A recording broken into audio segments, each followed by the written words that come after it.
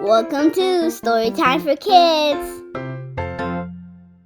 And remember, if you haven't already done so, hit that like and subscribe button for more stories. Today, we're going to read Marley and the Family Band by Cedella Marley and illustrated by Tiffany Rose.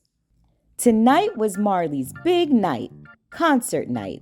Moving from Jamaica to Delaware had meant leaving friends behind. But tonight, Marley would make a whole neighborhood of new friends and fans. Unfortunately, the weather had other plans. Marley tapped her feet to the rhythm of raindrops, all the way down to the kitchen. Her father was plucking his guitar. Her mother had her worried face on. Her sister, Jade, had her bossy face on. The concert is off, Jade said. It's a storm. Marley knew about storms.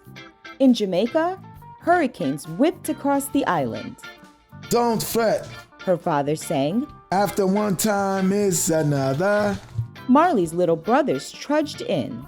Zane climbed into their father's lap. Axel poured himself some cereal. Marley wasn't ready to give up on the concert.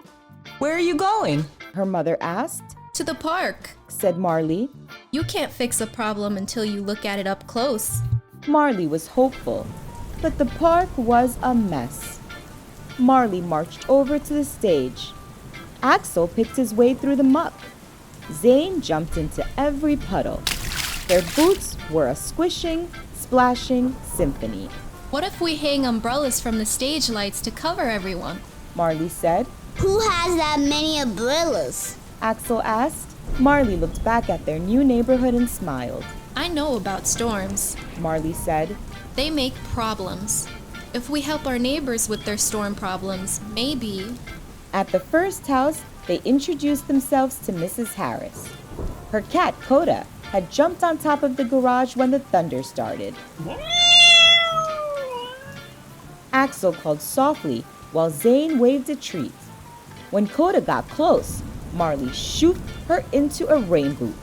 For their help, Mrs. Harris gave them 2 umbrellas. At the next house, they met Mr. and Mrs. Miller, a drenched, dripping duet. Marley, Axel, and Zane helped bail water out of their basement. The Millers happily gave them 3 bright umbrellas, plus a hat. Next door, they found Mr. Cannon, who had a broken leg. He needed their help picking basil and tomatoes from his greenhouse. Thunder rattled the windows like cymbals. Mr. Cannon gave them a big tarp. Their neighbors seemed surprised at the problems caused by the rain, but Marley knew about storms. Soon, they had a tarp, 8 umbrellas, and 3 rain hats. At the last house, they heard screeching, meowing, barking, and squawking. A young woman answered the door. Rain was coming in through a hole in the ceiling and pouring onto her many, many pets. Marley looked at her umbrellas and her tarp. She looked at the wet pets. She knew the solution to this problem. Can we help you? There was a lot of squawking, meowing, hissing, barking, and bolting as Marley, Axel, and Zane helped. Tell me, what's brought you all here? The woman asked. Marley explained about their move, about the concert, about why they had so many umbrellas. I'm sorry I've ruined your plan.